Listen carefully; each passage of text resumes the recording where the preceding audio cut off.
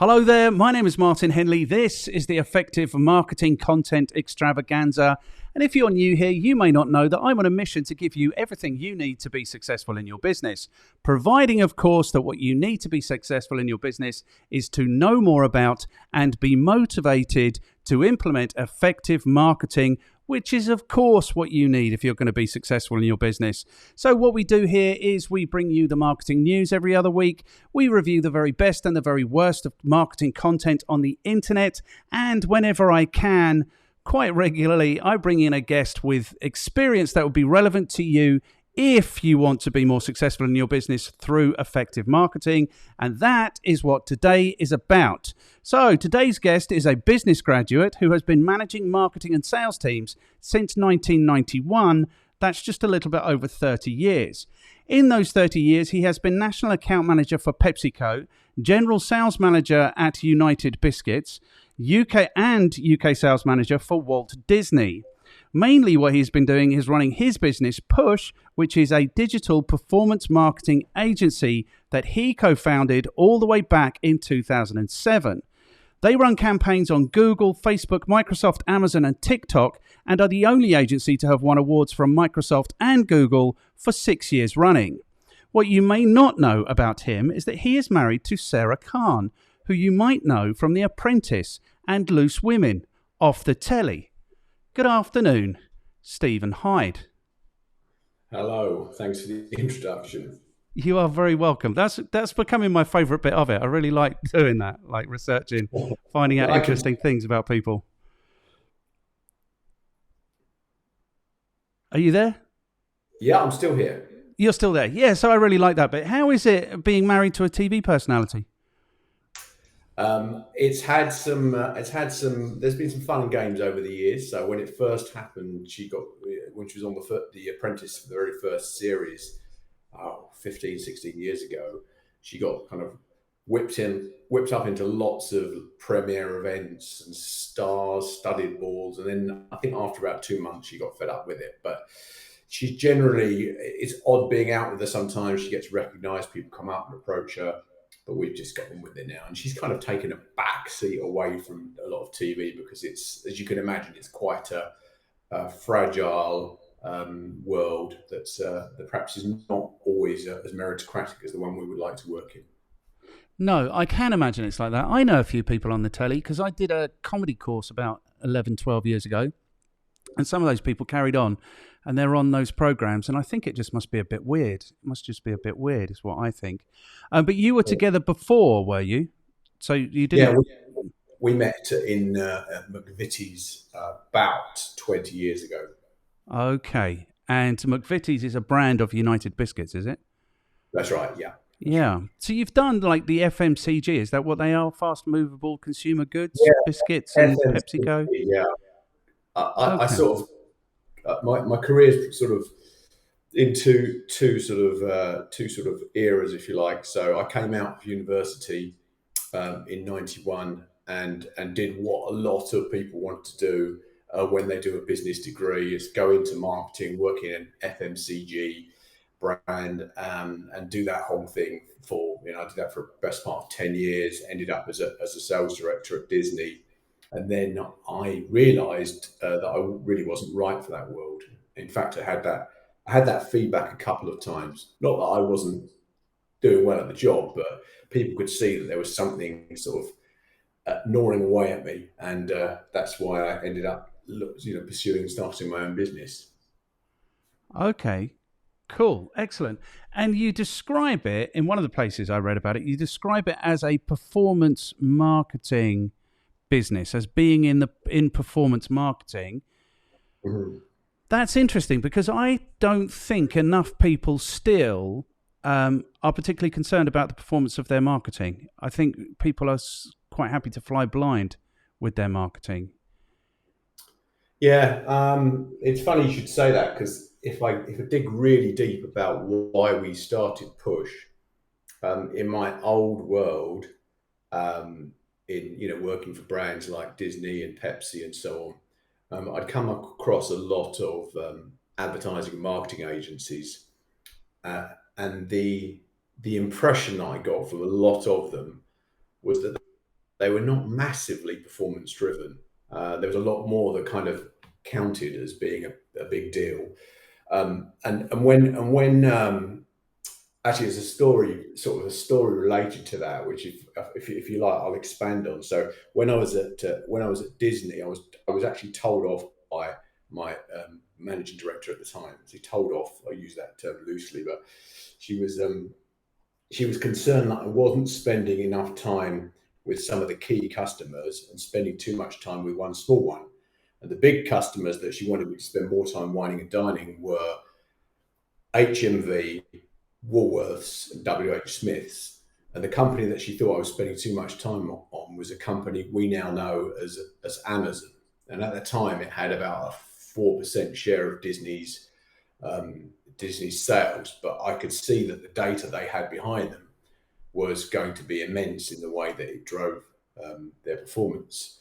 So I kind of got frustrated and wouldn't say quite threw my toys out of the pram, but I certainly I was quite exasperated the way some agencies work. And that old phrase, in marketing or advertising, I know that half of my advertising works. The trouble is I don't know which half. It kind of that stopped being a thing once Google came up with Google AdWords or Google AdSense, and the whole advent of digital was really corrected that. So you really could tell, where you were getting the returns. It became much more measurable and predictable, and it revolutionized marketing in many respects.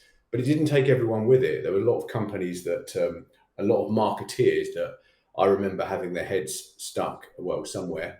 And they just didn't change. They resisted change. They kept on. We used to hear things from big brands that would say things like, about remarketing. So remarketing, just, I'm sure but for people that don't, it's when you go online, you see something, might be a pair of shoes or a coat or a cooker, and it follows you around. We work with one big cooker brand, and I remember them saying, that's not our brand. We don't want our adverts to be seen by people reading the Daily Mail.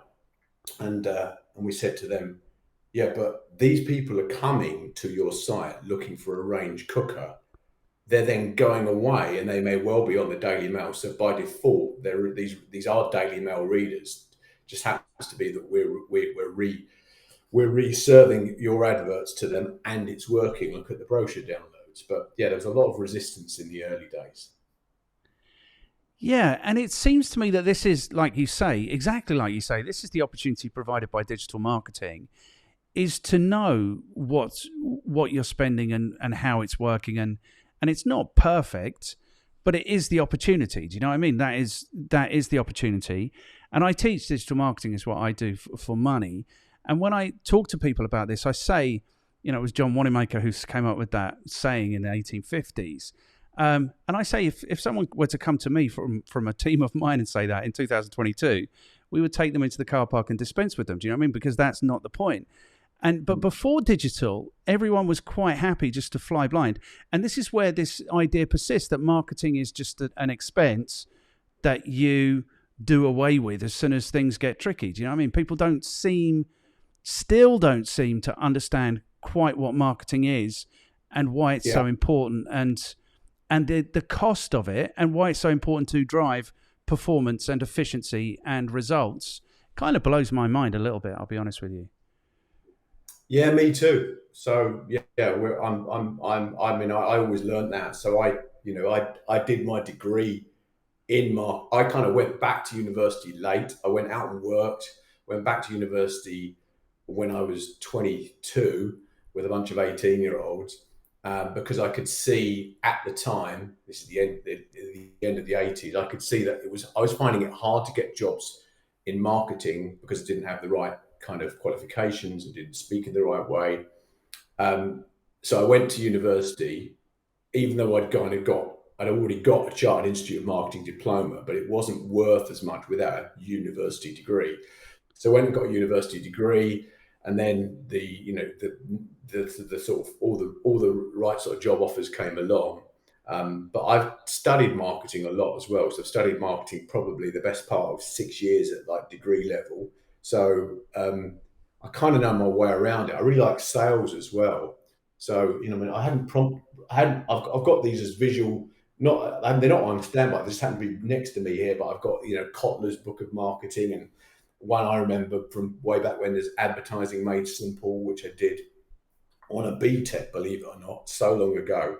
But so I've always been interested in marketing and advertising, and I've always, I always learned that it's not to be treated as an expense. It's central to the way that you run a business. It should become the driving force of your business in every respects, because it's about trying to understand the customer at the end of the day, the consumer, and really understanding what it is that they need and want. 100%. Yeah, it's about understanding a market. And for me, I define marketing as sales and marketing as finding or attracting, winning, and keeping customers profitably. And that for me is what being in business is. So if you don't have that, you might get extraordinarily lucky where you have 2 clients for your entire career. That might happen, but that's very rare. If you're in business, you should be in the business of finding and winning and keeping customers profitably. That's what I think it is. Okay, good. So it sounds like we're singing from the same hymn sheet, which is good. So we don't have to argue very much. So we'll bring some order to this, if that's okay. Yeah. There's only 5 questions. You've forgotten what the 5 questions are already, but I will remind you. That's okay. So the 5 questions are: how are you qualified to talk to us about the specialism of your agency is digital advertising? So how are you qualified to talk to us about digital advertising? Who do you work with? How do you add value to their lives? What is your recommendation for people who want to get better at digital advertising? What should people read? And who can you throw under the bus who might endure or maybe even enjoy to have a conversation like this with me? So question number 1, how are you qualified to talk to us about digital advertising? Okay. So I think a number of levels really, because I'm sure like you see there's a lot of people out there putting themselves out as experts. Some of them are, not that being young is a bad thing, but some of them are experts without a great deal of backup credibility.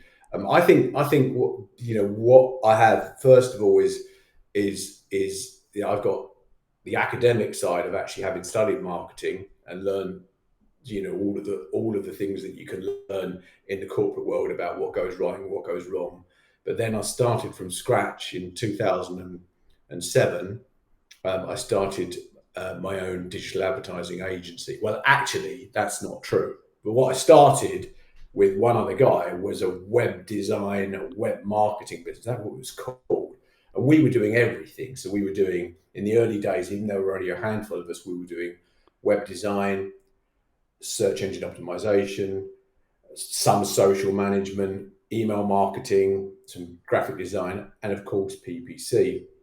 And it was the PPC bit that we were really attracted to, and that's what customers kept on coming back to. But I guess the thing that kind of sets us apart now, or I hope makes me reasonably credible, is that we got onto Google's radar in about 2014 and 15 as being one of the fastest growing agencies in their portfolio in terms of the way that we were driving up spend. So they obviously look at a thing they call it SSG, same store growth.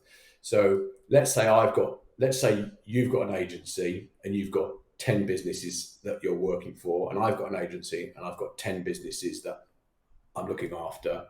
They're looking at how quickly the agencies get more spend out of their clients.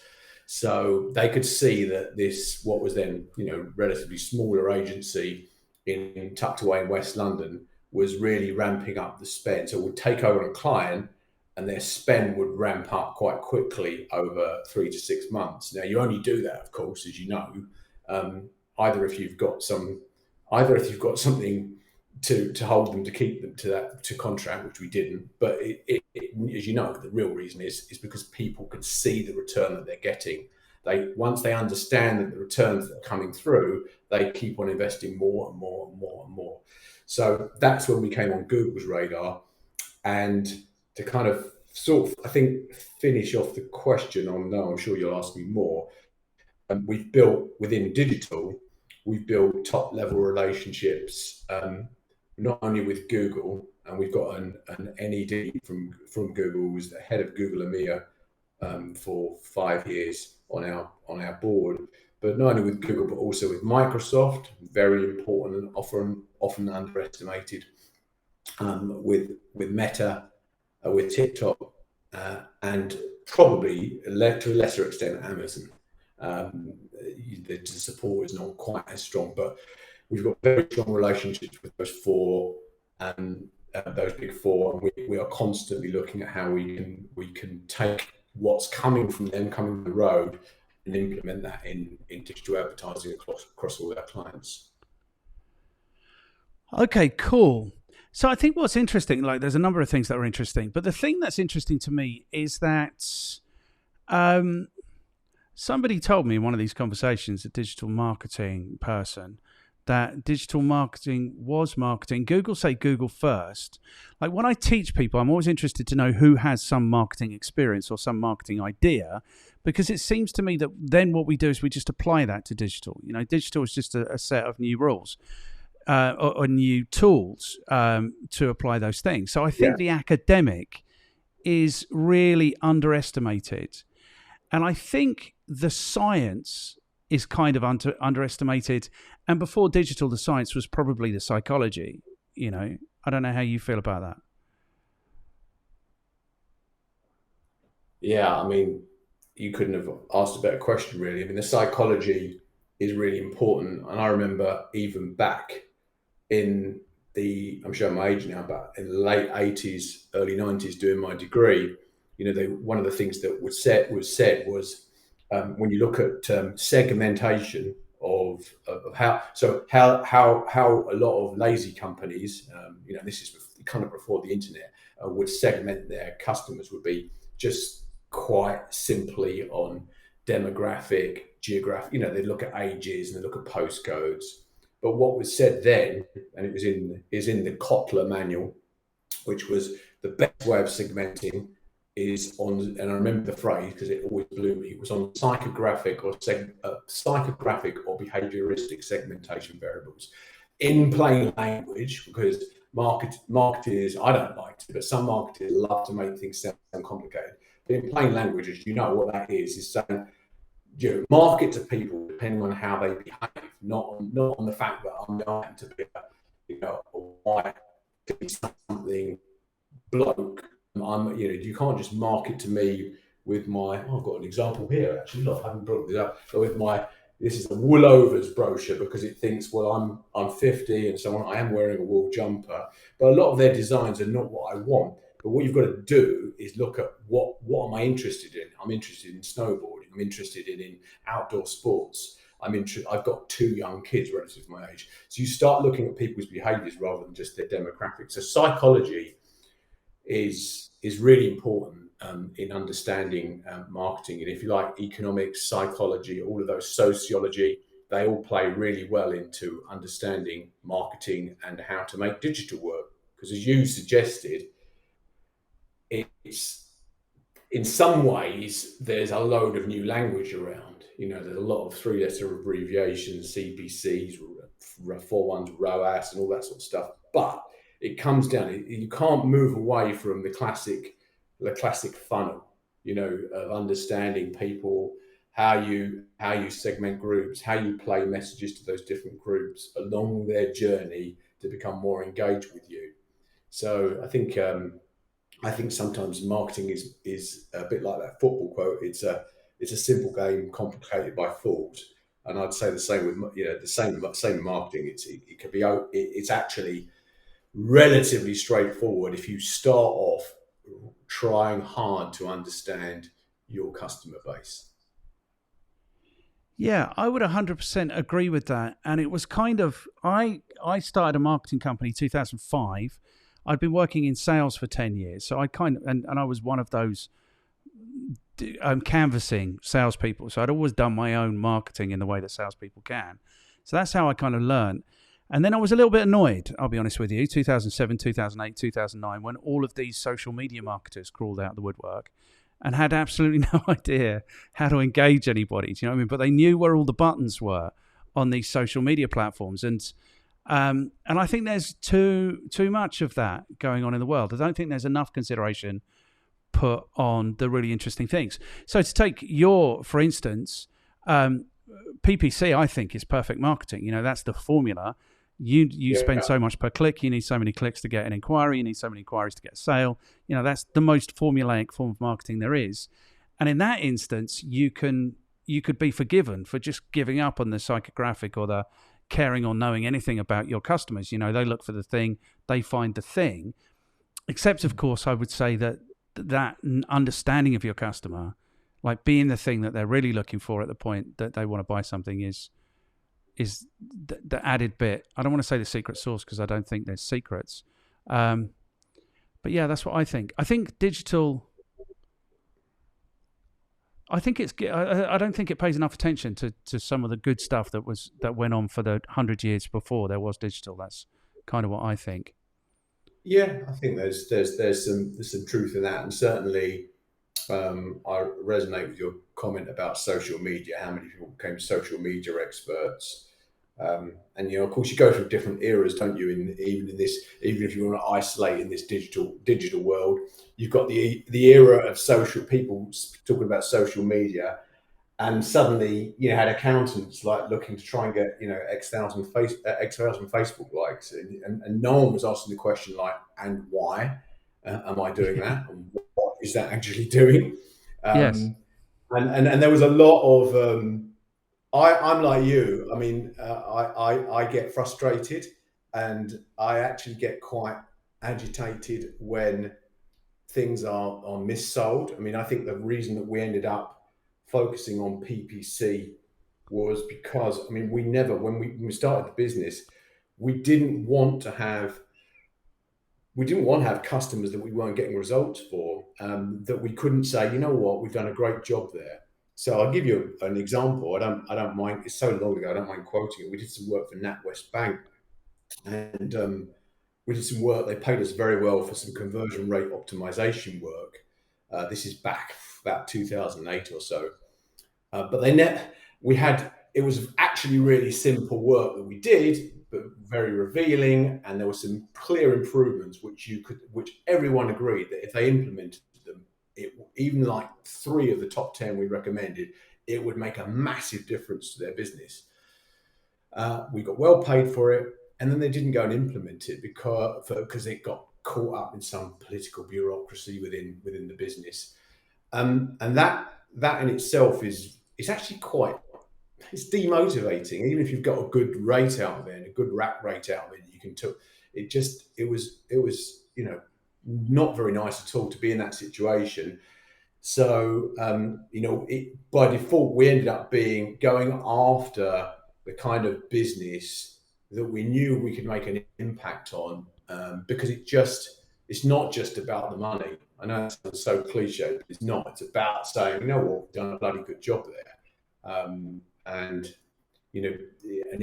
I wouldn't even say you do a good job because you want to get more business. Rather, you just do it because it's the right thing to do. It's the way I've been brought up. Is you deliver what you say you're going to deliver. So yeah. Yeah, 100%. And so what do I think about that? And I think rather than businesses being run by data or metrics, it's so often run by egos, and especially the marketing bit. Like in the marketing bit, everyone feels like they just get to do what they want to do. Do you know what I mean? That was my big frustration. I would go, someone would see me speak, they'd invite me into their business, I'd blow their tiny minds, they'd engage us. The next time I go back, they're the world's leading expert on marketing, and they only want to do this and they only want to do that. That was always my frustration. And what I want to say about that, I think it's too ego-driven. And I think, like you say, it's overcomplicated by idiots. Like, just learn the market and give the market what they want. That's what I think. There's not many Don Drapers around. The people, if you watch Mad Men, the people that have really got their finger on the pulse. There's a lot of wannabes that will come in, and it's frustrating as well when let's say you've done a really good job for a client and the numbers absolutely tell that story. And then we used to get this all the time. And then a new person comes in and they bring in they've got new ideas, bring in their new agency, and they're breaking something that's already, they're fixing something that doesn't need fixing. It's already working perfectly. Yes. That's very frustrating as well. We see a bit of that over the years. And yeah, there's a lot of different discussion around where some of the best people are relative to, kind of clients and agencies and all the rest of it. But yeah, we've had a lot of frustrations over the years. And a big part of our job in the very early years was actually educating people, which was weird. So in the sense that we're getting paid a fee, but when we look at the hours that we spend on a particular customer, quite a lot of that time is spent explaining what it is we do. I mean, the old adage would be someone ringing up and saying, "I can't see my ad on Google." It's like, you've got to explain to them why it's not actually serving for them and all the rest of it. But there's a lot of that as we've been at the forefront of this sort of model of digital. Yeah, 100%. And I was saying by the end, I stopped like in 2014. I was saying by the end, it felt like I was spending 90% of my time motivating people to do the right thing. Then I had 10% of time to actually make something happen. And then you're back for another 30 or 40% trying to explain what's happened and why it didn't quite work out the way everyone was hoping. Do you know what I mean? It's because I'm sitting here all day, every day, just trying to convince you to do the right thing. I mean, I think that's probably the biggest challenge in providing marketing as a service, is actually getting the opportunity to do the right thing. That's what I found. But you've obviously nailed that because you've been on this now for 15 years. Well, yeah, you've reminded me of something. So in the early days, keep on looking around at some of the marketing books I've got here, but in the early days, myself and Ricky, who founded the business, we came up with a phrase or an acronym for a client that we thought would end up working with us, and we used the word B-Bud. So what was that? B, the first one, well, I'll go in reverse order. D was for decision maker. U was a very big one, which is urgency. So the clients, the ones that we were most likely to close as inquiries, were people that actually rang up, and said, "Look, I'm spending whatever, £10,000 a month, £20,000 a month on Google, whatever it might be, and it's not working how it used to work." So the urgency was a big one. The two bigs, one obviously is budget, some people having some sort of budget, but big one was the first one was believer. They had to be believer. We didn't want to be, and we were in the early days actually trying to convince people that we should even be doing something like that we recommended marketing. So just real simple things like remarketing campaigns or display campaigns that we could see were working. But yeah, that's been a real bane over the years that we've had that. Obviously, the market's moved on now, or it's moved on, but we're still in a zone where we're trying to convince certain people to do things. So that's shaped the way the company's grown up. And one thing I would say is, it kind of relates to the types of businesses that we work with. There's some we can't work with, and some that are absolutely perfect for us. Yes, and I think that was my issue. Is I was never in a position to turn any work away because I started with nothing and I ended with nothing basically. So, and I had a lot of mouths to feed. So, but I think that qualification, I think that understanding who you can help and who you can't, and actually being and the only way you get to be in that position is just by doing it. Do you know what I mean? And suffering for a bit. I think that's the key to being successful. What was the other thing I want to say? I want to say you're selling Google, but your attitude is very different to Google, because my experience of working with Google is they can give a shit if your campaigns are successful for you or not. They really are only interested in, like you said, they spotted you because you were driving up revenues. So that to me sounds like if you were very interested in the success for your customers, but they weren't. I wish they were more interested in this in their customers being successful. I'm not sure that I mean I'll disagree in the relationship we have. I mean they genuinely do help us a lot, and we're one of the lucky ones. They'll come on to calls with our customers if there's particular issues or challenges. They will share information or data from from similar verticals. So I found the support we've had from Google has been very helpful. But I do recognise that not everyone has managed to have that. So it is quite polarising. We became in their top, I don't know, I mean, for sure, but we were very high up in their top 5 European spenders in the channel group. So we were putting a lot of money their way, so we did get a lot of support. We continue to put a lot of money to Google. So I would say the support we get from Google in terms of answering questions, knowing what's coming down the line is good.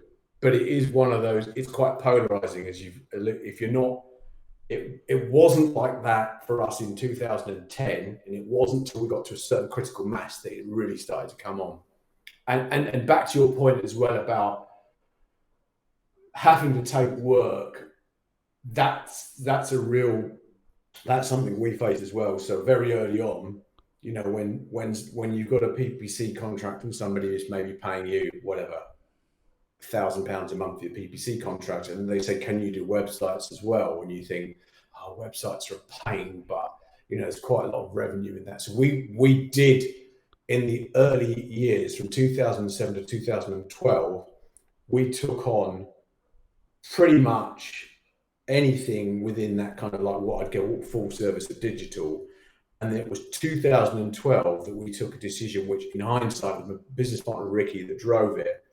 It was a question in mind. We almost shut off all other new opportunities for all those other channels and just took PPC. And we spent a lot of our own money on the phrase AdWords agency, PPC agency, you know, all of those terms. And we went double down hard on that. And then the overall business grew.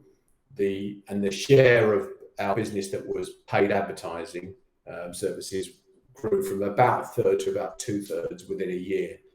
But that was it was a bit of insight from Ricky. It was also probably just a bit of timing, because it was, if you remember 2008, we had the recession, the credit crunch. And by 2012, things were just starting to open up again. And so I think we just got the timing right. Yeah, it's interesting to me how many, I mean, I've spoken, there's like these agency hub type things, like there's agency support agencies now, you know, and it's amazing how many marketing agencies don't invest in their own marketing. Do you know about that? Yeah. Do you care about that? Back to your point as well. Yeah, I do care about that. Yeah. I mean, I am back to your point earlier. We've recently tripled our spend on our own marketing and advertising. So in the last, I think we were going to talk about this, and maybe it's a separate question or point, but we you know, in the face of what is a recession or recessionary environment, we've increased our advertising spend ourselves, and we've increased the size of the sales force. So we're very much doubling down on future growth. And to your point earlier, I mean, there is very clear evidence from loads of studies that anyone that cuts back in a recession is counterproductive. Now's the time to be really, if you've got a solid business and you believe in it, now's a great time to be increasing your advertising. Yeah, I think that 100%. I think, you know, all of the stuff they say is true. More millionaires created in recessions, all of those things, like everyone else is pulling back. Businesses are going out of businesses. Their customers are looking for suppliers. You know, I think 100% this now is the time to be driving hard. You know, I did this really barnstorming presentation in 2008 about when the last recession hit, and I was saying all of this stuff. And the thing is, the British economy is like the teacups. Like if you compare it to rides in the fun fair, do you know what I mean? Normally, and there's very little opportunity in that. So it's only when it really gets much more exciting and becomes much more like a roller coaster that there's real opportunity. You know, so I think 100% these are the times when people should be investing 100%. Okay, so the last thing that I'm interested in then is, and you may not agree with this, but you don't have to, it's okay. It's not getting better, is it? Like, I remember I started my business in 2005. So when we started on PPC 2006, 2007, it was literally like turning on a tap. It's like, do you want some customers? Here they come. You know, and you've got enough customers, let's just slow it down a little bit. And it feels to me that it's much more complicated. And I don't know if it's much less effective. I mean, I've dabbled a little bit, but nothing serious in the last kind of 8 years since I stopped running the agency. I've got a couple of clients, and occasionally we'll think, we've got some money, let's put it on ads. Is it getting better? Is it getting worse? Is it getting harder? How is it evolving? That's what I'm interested to know. This paid digital advertising, how is it evolving? I could talk for hours on this. So you're absolutely right, Martin. In the early days, and where we take on graduates regularly because it's the best way of getting smart people and training them up. When they join Push, we give them an induction. We talk about the different chapters of how life has evolved at Push. In one of the chapters in the early days, we talk about how we made lots of people millionaires, and actually it wasn't that difficult to do. There's no question that it's become a lot more complicated, to the extent that I think, and this may come to another question, but if I were to start again now, you know, it's very hard to have to start with a small agency with, say, 10 people, because now you need really to work with any clients, you need good in-depth knowledge for several channels. It's not just about, in the past, you know, it was Google were the only show in town. In 2014 even, you know, we started the same sort of time as you did. In 2014, it was Google was the absolutely dominant category, dominant channel. But then you've obviously got the emergence of Meta. Indeed, Microsoft are very significant still in the global market, and even more so with some of the deals they've struck recently. Then you've got, of course, emerging channels like TikTok. So we've run campaigns for TikTok clients over the summer, which have had staggering results compared to where Meta have been in terms of like cost per acquisition or the cost of getting a sale.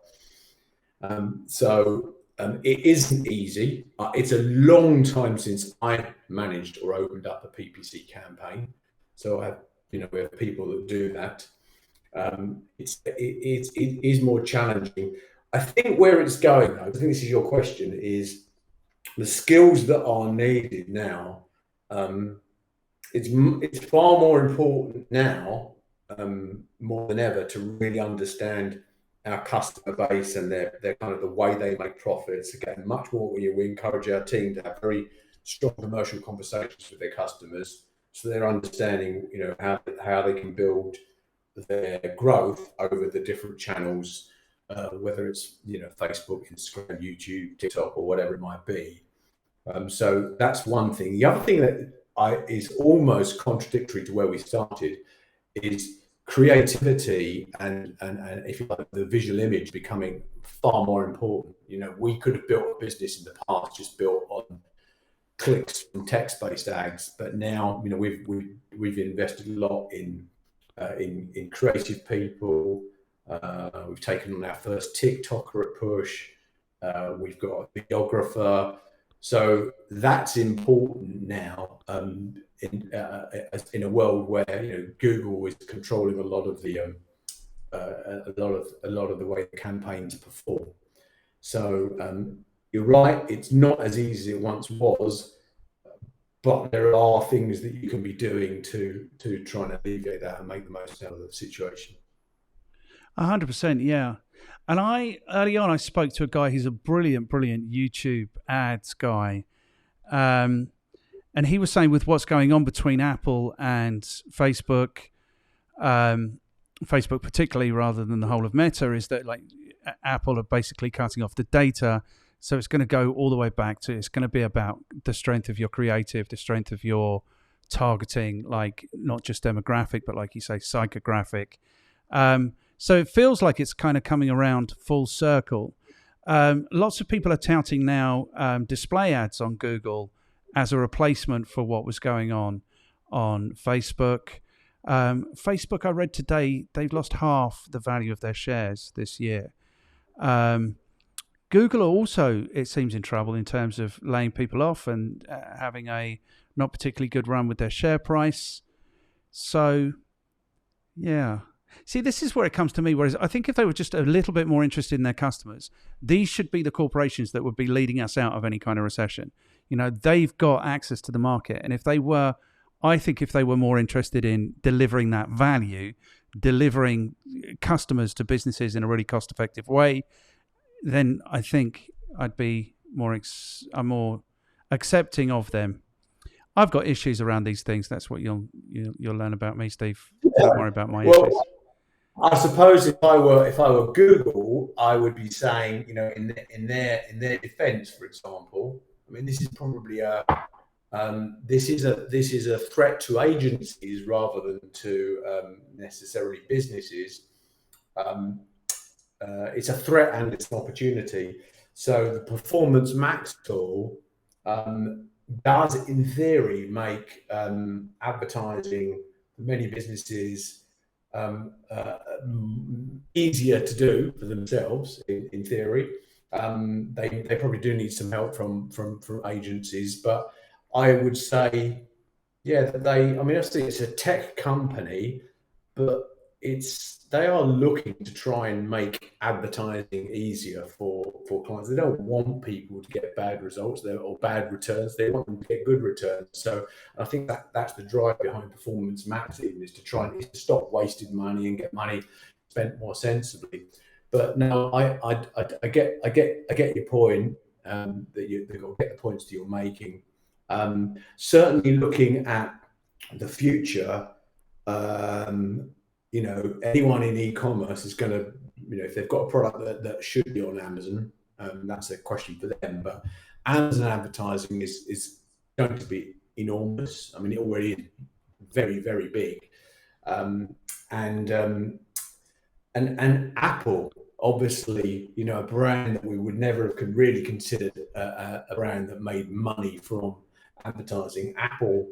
It's Apple's own ad platform will become very, very substantial indeed. So I think the biggest business that's under the most is likely to lose, if you like, if that's the right word at the moment, is Meta. I think Meta's really losing out to TikTok, which is rising very fast. I mean, I think Zuckerberg describes them as the unique competitor. They've moved, you know, TikTokers in my lifetime, I've seen, you know, the emergence of lots of different forms of marketing, but TikTok, the speed at which it's taken up and the results that can be driven from it are incredible. So it's quite a strong platform for the future. But like I say, if anyone in e-commerce should be looking at Amazon advertising, and equally keep your eye on what's going to happen with Apple advertising as well in the future. Yeah, I think 100%. I really do think Facebook have lost their way. And it seems to be like when they brought the algorithm, like I remember there was a time where I would sit down and I would scroll and I'd be reading until I started reading something that I'd read before. Do you know what I mean? And I could be there for 40, 45 minutes before that happens. Now, I don't look at it for weeks and I will be reading something that I've read before within 2 or 3 minutes, you know. So I think they had the most amazing thing, and I think they kind of broke it. And then the trouble with these tech companies is they're not great listeners, are they? They really do run their businesses by ego, I think, rather than by the metrics. And I think it's a shame. Are you ready for some good news? Go on then. Yeah, I think you are eminently qualified to talk to us about digital advertising. Thank you. Yeah. You're very welcome. It's always a bit tense when we get here because one day someone's not going to be qualified and then I'm going to have a kind of short conversation. So let's go to question number 2. Question number 2 is, who do you work with and how do you add value to their lives? So this is really, who is getting the best value out of digital advertising? Okay. So we'll roll with this. I'll try and answer it in a number of different ways. So first up, broadly speaking, there's 2 different types of customer that we might work with. One is e-commerce customers that there's a sale at the end of it. The other is, what we call lead gen. So there's somebody who wants a form filled, a phone to ring, or something to happen, but there's not necessarily a sale. Before the pandemic, about 35% of our customer base was e-commerce. Now it's more like 65, 70% e-commerce. In terms of scale of business, who do we work with? We work with, if you look at the wider business market, we work with virtually all businesses from very small with very modest spends, perhaps $500,000 a month, all the way up to hundreds of thousands of dollars a month. We don't work with enterprise clients, and I'll explain why shortly. But the big thing that we're looking for with anyone, in terms of who do we work with and how do we work with them, is we work with businesses that can move fast. If we recommend something and we take ownership of their campaigns, we don't want to be told 2 weeks later that someone needs to approve all our ad copy, or they want to, they've got to sign off on all our display ads. It doesn't work like that. We are expect a degree of control and working within brand guidelines, but speed is of the essence in this market. Absolutely vital in a marketplace where things change so quickly, and that kind of leads on to how we add value. So, certainly one aspect of it. So there's this rule of thumb. I mean, there's data, there's evidence for it, which is this, and that is in a marketplace where, or in a world, let's move out of advertising, in a world where technology is advancing at an exponential rate, organizations are typically adjusting much more slowly at a logarithmic rate. Now, there's a guy called Scott Brinker who coined the phrase MarTech's law, which is the gap between marketing technology and the speed at which organizations change. So the gap, I'm going to use my arms badly, but the gap is widening. As time moves on, the gap is getting bigger and bigger and bigger. So I often explain, to our team when they're looking and they're in the detail and in the weeds of what they're doing, whether they're running a Google campaign, a shopping campaign, they're working with something on YouTube or whatever.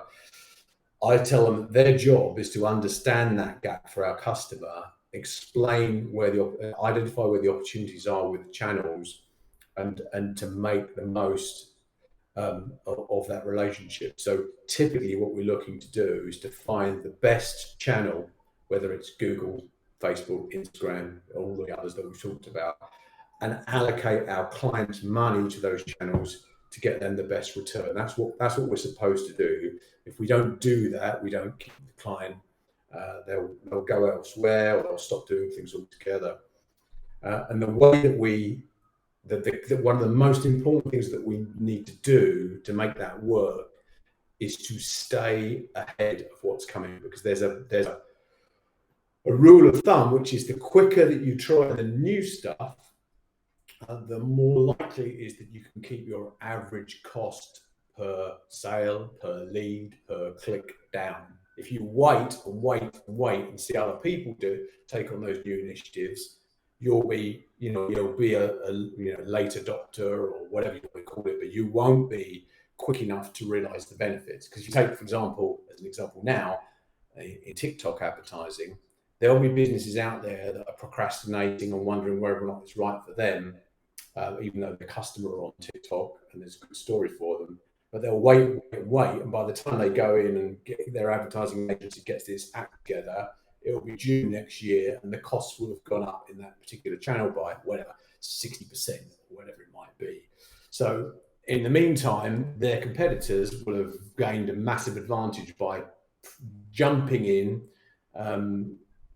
learning what's working, building up their knowledge base, and starting to really exploit that new channel. So the big thing we do is learn fast, implement fast, and move to get our customers the returns they want in the channels that we think are fit for them. There's loads more on that, but that's kind of in essence what we're doing. And I think there's a bit about taking responsibility as well. We don't. We do expect to be judged on performance. We do expect that if we don't get the performance right for a customer, that we don't warrant them being retained by them. The big thing that is difficult at the start of the conversation is how you set an expectation about what they can get out of their money, their marketing money. So that's not as easy as it used to be. Back to your earlier statement, Martin, around, in the past, you could see that if you spend 20,000 a month on Google for a particular customer, you'd get Z,000 return. It's not as easy, but there are still ways you can make some good solid predictions. Yeah, and I don't know if this is true. It's more a feeling that I've got, is that because everyone, there's a war going on right now for this short video attention, started by TikTok. Instagram want to catch up with Reels. YouTube this week, I think, have just made a number of announcements about rewarding creators more for shorts. I think what the platforms do is they reward the early adopters. There is, it seems always to me, a much better opportunity at the beginning of these things than there is at the end. I mean, that's just too obvious for me to even say, but it does seem like now, if you were to invest in Reels, you stand a much better chance of doing better on Instagram than you would if you were investing in photos still. Is that true? Yeah, very, very true. It's truism. I don't think it's going to go away. For those of you that can't see an image of me, I am someone that is basically shaves their head because I don't have a lot of hair. We work with a hair transplant company. They start off with 3 clinics. We start off with just Google campaigns, but what we were able to do over a spread of about a decade is constantly add in new channels. Like at the time, Facebook started to work very well for them, YouTube advertising as well, but the speed at which we added the new stuff allowed them to scale up from about 3 clinics to about 30. And it's very hard to show people the evidence of the claim that I've just made, for all sorts of different reasons, because you're not really getting a true test. You're often using one business on multiple channels with a fast, but you're right when you say feeling, sense, intuition. I would say belief. I believe strongly that the quicker, and I believe that there is real evidence out there that the stronger and quicker you go into new channels, if you do it in the right way, the more likely you are to succeed in the long term. Okay. And then the thing that's interesting to me is that these platforms aren't all equal, are they? They're delivering different things. So I would say that PPC, the opportunity of PPC is to put yourself right in front of the right person exactly when they're looking to buy. So that would be much more about generating sales, where some of these other platforms aren't as direct to sale. It's more about you're hitting them earlier in the buyer journey. Maybe you're building awareness and those kinds of things. So, but people tell me that people will buy directly from a Facebook click. And now I've spoken to people who are saying that they're getting better sales conversions from display ads than they are from PPC ads, which frazzles my mind. It shouldn't be like that.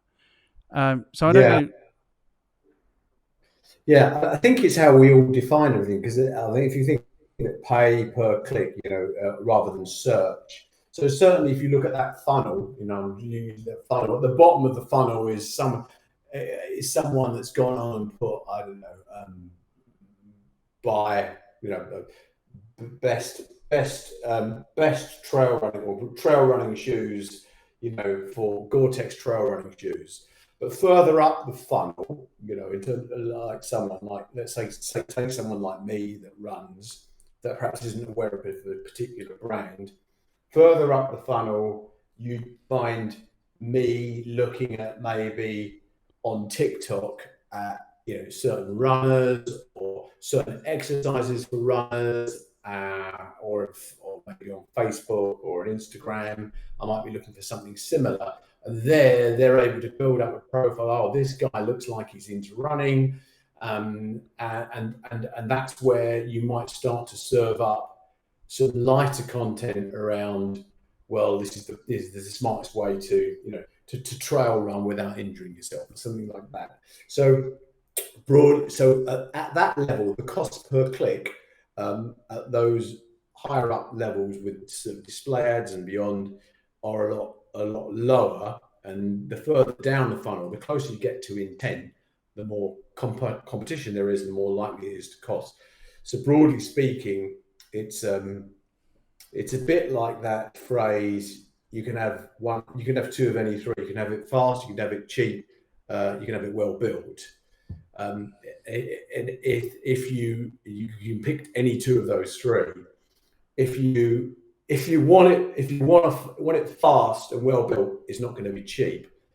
But if you really, really want it cheap, then it's going to not, typically by default, it's not going to be fast. So one of the things we encourage people that are, really challenged is over the long term is to build up a pipeline or a funnel or multiple funnels where they're really nurturing those customers. That's the way you get to ultimately, the lowest cost per click, if you like, or lowest cost per acquisition. Let's describe it that way.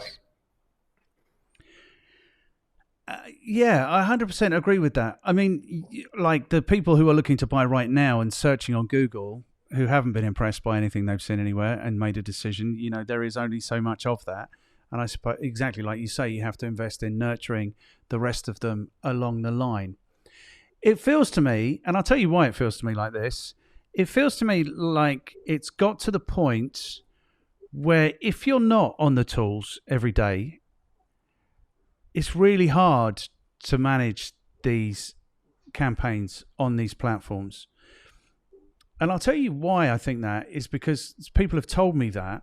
But also, I've done a little bit of advertising. I want to promote this channel. I mean, the idea is that I want YouTube to pay for my retirement because I really don't like them. So I think there'll be some real justice in them paying for my retirement.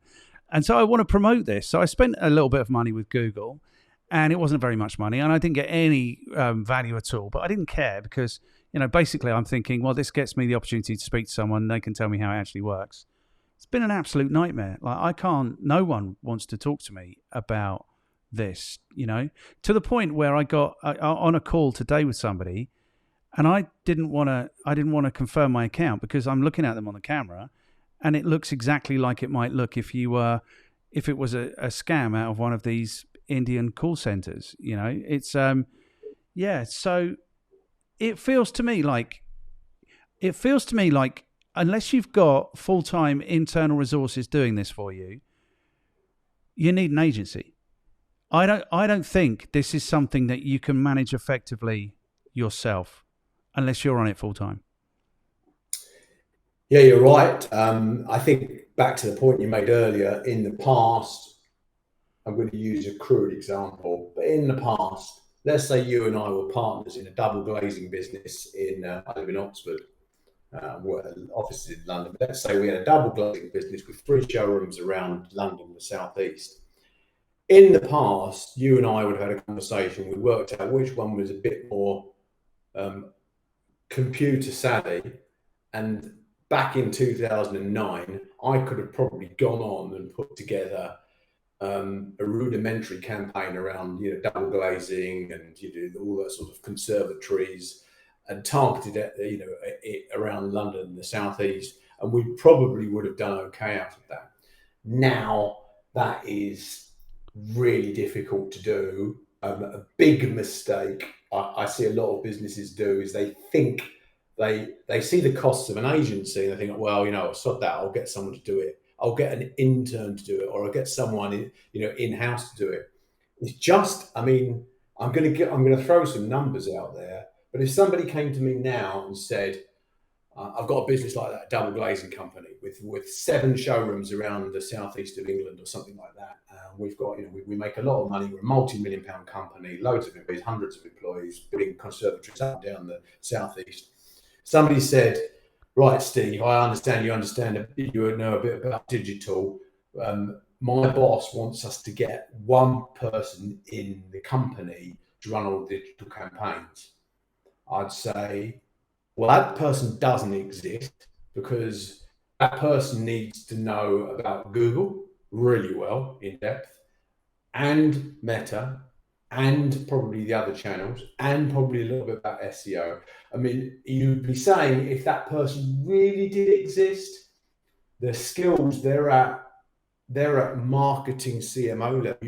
You wouldn't be paying someone 50 grand to do that. You'd be paying someone way into 6 figures to try and do that job for you.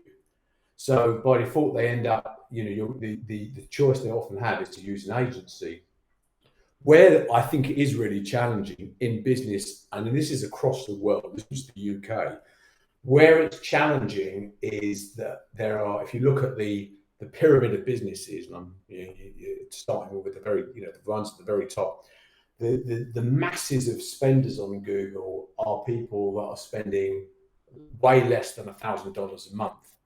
And there isn't anything out there. There isn't an agency, an agency to do anything that is meaningful. And we've been working at this for years. To do anything meaningful, it's very, very hard to get anything for, say, $300, £300 a month, that sort of level. It's very, very hard. There isn't a service out there where you can say, well, I'll spend 99 quid on this service and to manage my £300 a month Google advertising. There isn't anything I would recommend at all.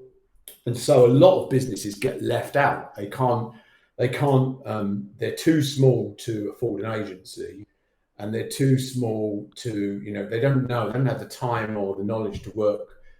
And the typical person at the other end of the phone at a Google or a Meta is not going to have the level of knowledge that an agency has. And of course, they've got a slightly different agenda, because they're obviously only promoting one channel, but they're not going to have that knowledge to be able to really help that person. So loads of people in the small business sector, there's a lot of examples of people.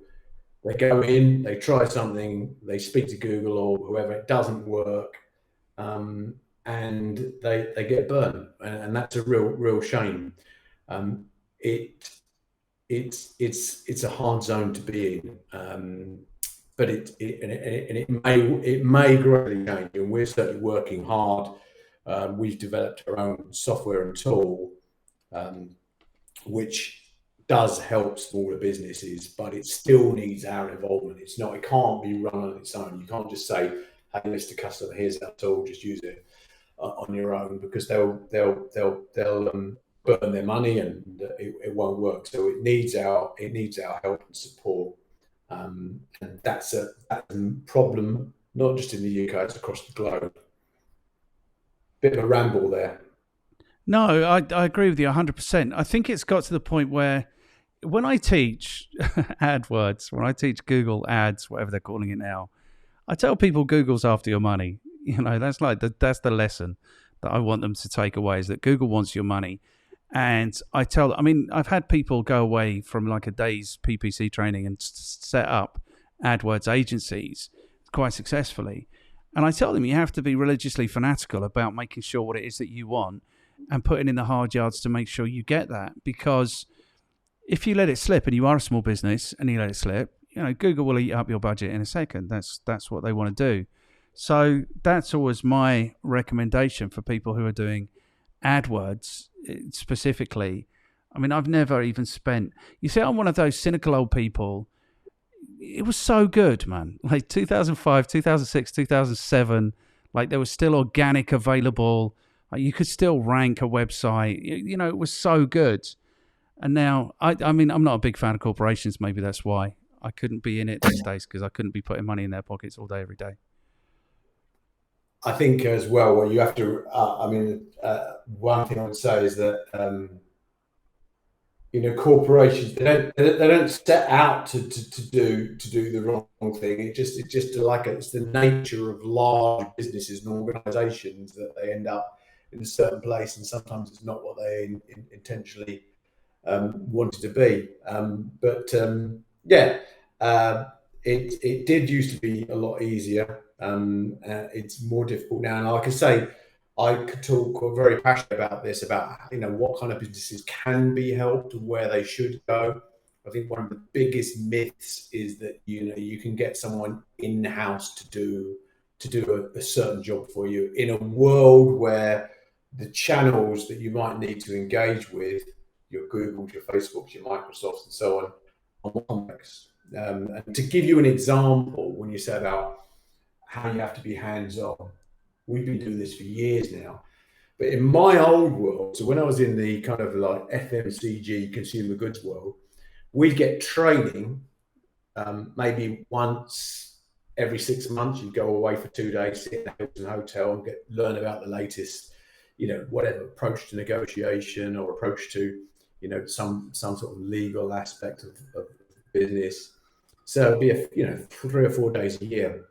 Our team train, even if they've got 5, 10, 15 years ago, they are trained every week for a minimum of around 2 or 3 hours on new products and new techniques. So it's constant. We used to do it every Friday and a Friday afternoon, but it's really constant and relentless. And that might be someone learning about Google campaigns or indeed any of the other platforms. But yeah, you do need a lot more expertise is needed generally. 100%. In the past. Yeah, I agree with that 100%. I mean, I wouldn't. Yeah, I did all these things when it was simple. I used to stand up and show people these tools. This is how you put a campaign together, like all of them. You don't talk about LinkedIn at all. Do you get on with LinkedIn? Do you do much with LinkedIn?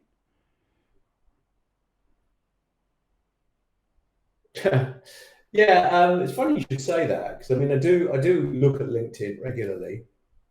I saw recently that it was once the most trusted social platform, but it's dropped to second.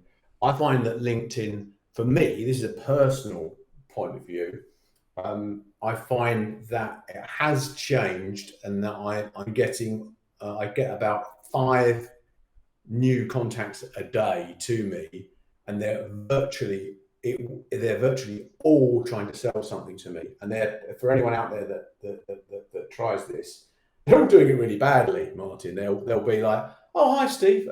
Be great to connect." And I think, well, why not? Let's connect. Yeah, no problem with that. There's certain companies I won't connect with, but that's another conversation. And then 2 days later, you get, "Hi, Steve. We do whatever, search engine optimization. We do this. We do IT support. We do that. We do finance. I'm a fitness guru. You look like, you get all that stuff. That any chance we could get on a call for 15 minutes?" And you think, no, I can't. Not because I'm not a rude person. And I feel, Martin, I feel guilty. I get so many people that connect with me. And back in the day, again, we're talking back in the day, 5 years ago, if someone connected me on LinkedIn, I'd be horrified at the thought of not replying to them on a message. But I can't now, because for one, I get so many messages. For two, the second reason is, whereas in the past it used to be people looking for me to help them, or have, it's virtually all people looking to sell to me. And this is for anyone, and I say this to our own guys as well, they're also, they do it in a bad way. They'll, for example, they won't actually look at what we do. So we'll get people trying to sell us PPC, for example, or we'll get people trying to sell us other services like lead generation services, and they haven't really understood. And then you get the new tactic where they'll look something on your website and say, "Oh, I see you've won loads of Google awards. Well done. That must be really hard work." Da da da. By the way, are you interested in IT support? By the way, would you like to outsource to wherever? So I'm almost at the point, Martin, where I'm gonna go on and put on my LinkedIn profile something. I've written it out actually. I just haven't sort of bitten the bullet yet, and said, right, I'm actually going to do this. And it kind of goes along the lines to say, look, I'll connect with you, but don't expect me to. I can't answer every message. Or don't try and like guilt trip me that I haven't answered the message, because and it's frustrating because 1 in every 20 will be someone that actually could do with our services and actually is asking, and then I kind of might miss it because I'm just hazed over with all these people contacting me. Yeah. So what I do is I put quite a few videos out there on LinkedIn, just talking about stuff, whether it's particular sectors, little rants here and there, talking about what's happening in our world. And I just do a quick, 40-second video, put it up on my phone, and then just post it out that way. So that's useful sometimes. But yeah, don't get me started on people selling through LinkedIn. It's really badly targeted, a lot of it. I think I had the worst one the other day. This guy, fitness guy, connects. So I connect with him, and then the next thing is like, thanks for connecting. People are always swinging, and they're doing a lot of swinging. I'll swing by in a few days with something. Do you know what I mean? I'll think there's a lot of swinging. So there was one the other day, and I said, that's too much swinging for me. Thank you very much. This guy connects, and then he wants to send me his PDF, and I don't want his PDF. So I say, look, happy to connect, but please don't be spamming me. And then my professional headline is like, expert at motivating and educating business managers and owners, blah, blah, digital marketing. And then he came back and he's like, oh, you really motivated me. And it's like, okay, thanks very much. I'm cancelling the connection right now. And he's like, well, you beat me to it. The thing is, I think this is what's missing, like from our day. It's like I was, for those 5-10 years that I was mainly on the phone, like I became expert at getting myself in and out of situations. You know what I mean? Just having a bit of grace, not upsetting. Do you know what I mean? That the manners that you had to have to do it are completely gone now because we're doing it digital. Like, they're not seeing a face. They're not seeing a person. Do you know what I mean? They'll say, I don't know, whatever. Anyway, I could rant about that, but let's not. Okay, so question number 3. We've got 7 minutes remaining. Are we still good? Yeah, we're good. Okay, super cool. Question number 3. And if you could keep this brief, like to a minute or two, because we'll chop this bit out and put it on TikTok. What's your recommendation for people who want to get better at digital advertising? I would recommend for anyone that wants to get better at digital advertising is to focus on the latest and fastest growing channel and to really build up their knowledge in that channel and dive in. So in that case is actually TikTok.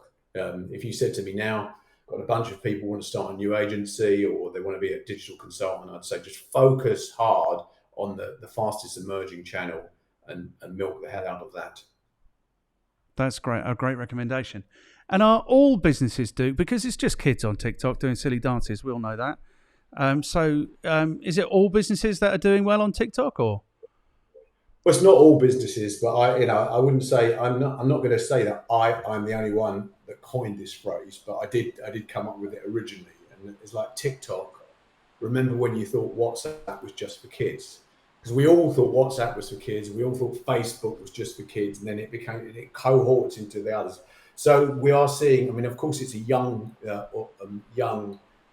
cohort on TikTok, but there's a lot of other older groups that are coming onto TikTok now, just like they did with WhatsApp, just like they did with Facebook and Instagram.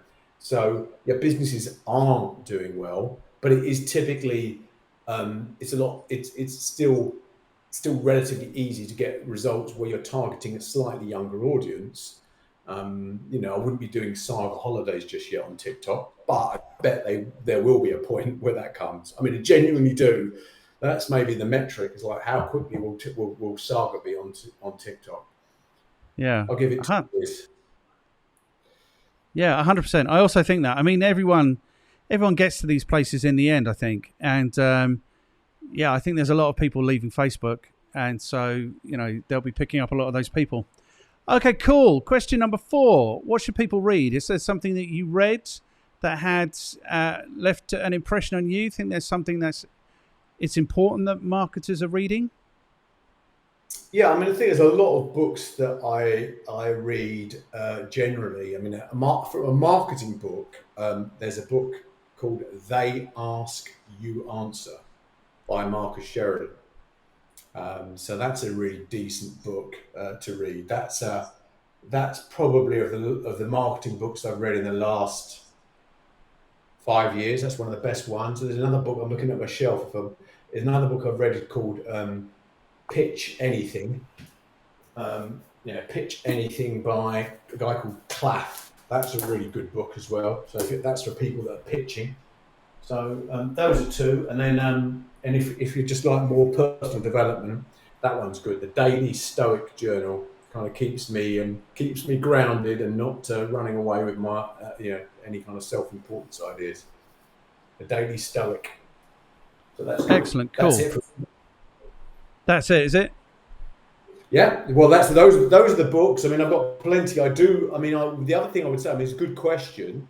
I'm glad you asked that question, because I see the people that do generally excel and get on are people that read and keep learning and developing, and they're always hungry for more. In fact, very quick story. We have a small team that help us in Noida in Delhi, about 7 people. When my business partner Ricky visited we were looking at outsourcing some tasks. When he visited, we came across this guy. His name's Nitin, and the guy had built a company from nothing. He worked on his dad's farm, built the company up to about 300 people. And when he walked into his office, Nitin had in his office, he had 5 of like the 8 books that we always recommend people to read. Like the classic ones like 7 Habits, Rich Dad, Poor Dad, all those sorts of things, that kind of get people in the zone, Think and Grow Rich, all that sort of stuff. But what I say to my kids and to people that join us is just never stop learning. Keep learning, and you'll see a real difference. The people, the kind of the difference between those that are happy and successful and sometimes those that aren't is just that attention to actually carrying on learning and improving. Yeah, 100%. It's like they say, every good idea has been written down. You just have to go find it. And it's interesting because sometimes it's like books. Some younger people, it's like content should people consume. Maybe they're not reading books, but the ideas are all out there, I think. And what's important, like if it's 3 hours a week, you're training your guys. That's an insane amount of education that's going on. What's that? That's 150 hours. That's 3 months training they're getting. No, it's 3 weeks training they're getting every year, more. It's a lot. Yeah. And we take them away on, classic days away and stuff like that as well. So it's a lot of training. Good. Excellent. Thank you for that. I will link to those. So I'm gonna start framing this as the International League of Marvelous Marketeers. So this bit will also go out on the TikToks and the Reels and those places as reading recommendations. So yeah, hopefully we'll get people reading. So how are you feeling about your experience of being on the Talk Marketing show? It's been really good fun talking to you. You've asked some great questions. We didn't talk before a great deal about the questions that you might ask, but they've been easy to answer for me, and I think I can answer them with a real degree of conviction. I'm glad you didn't go into any detail on how to run PPC campaigns, because you're snooping me pretty quickly. Yeah, I honestly think people need to find somebody who knows how to do it. Yeah, it's not like I run one of Britain's biggest PPC agencies. I mean, that's genuinely true, and that perhaps there is I mean, we've got 70 people, but that tells you something that sometimes businesses can't grow because the owner just stays hands-on all the time, and you have to take the leap of faith to move on and start trusting other people. That's a real lesson in itself. Yeah, that's what I think. I think the business owner is always the brakes on the business. It all goes on within, if it all goes on within what they're comfortable with, then that 100% is limiting, isn't it? Okay, yeah. Good. The reason I asked you how you felt about this is because now I'm going to ask you to throw a couple of people under the bus. So you should find it easier given that you've enjoyed this. So it works, the way it needs to be is it needs to be people that you can introduce me to in the way that Ben introduced me to you, or he didn't quite. He told me I should get in touch with you and I did that. So who do you think might endure or maybe even enjoy to have a conversation like this with me?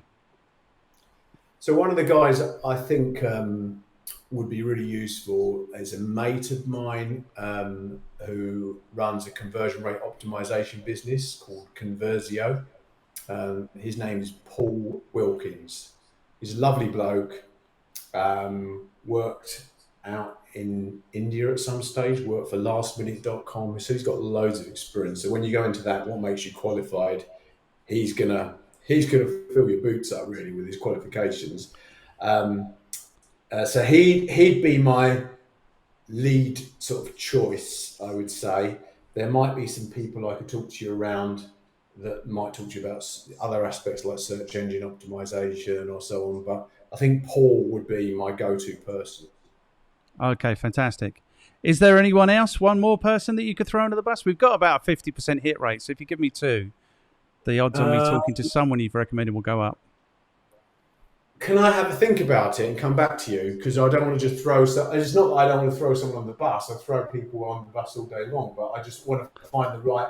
I want to have a think about it, get the right people so that you get the best value out of it as well. Okay, super cool. No, that's absolutely fine. I trust that you will do that. So what we'll do now is we'll say goodbye for the benefit of anyone who's still listening, and then I'll press record and we'll say goodbye like normal human beings. But I have thoroughly enjoyed this. This has been really interesting and really useful. It's kind of confirming what I thought was going on. You know, I've not been in the game for the last 8 years, but it's interesting. You know, I am interested still. I am teaching. I am kind of keeping tabs. So it's kind of confirmed a lot of what I felt. And I think, you know, you're doing good work. Like, the world needs businesses like yours to intermediate for Google and Facebook and all of these companies, because they're not very good at doing it themselves, I think. Thank you so much. You're very welcome.